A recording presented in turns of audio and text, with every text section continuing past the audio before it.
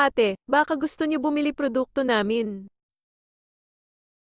Gusto ko sanang bumili, kaso, naalala ko, sobrang dami ko nga palang gagawin, maglilinis ng bahay, maghuhugas ng pinggan, magsisibak ng kahoy, maglalaba ng mga damit, mamalengke at magluluto ng ulam.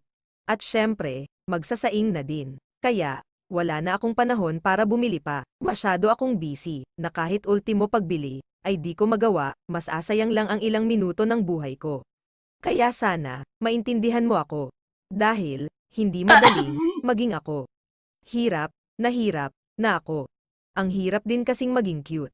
Hay nako, gusto ko talagang bumili, kaso, huwag na lang siguro. Pero, ganyan talaga ang buhay, parang life. Basta ang importante, ay mahalaga.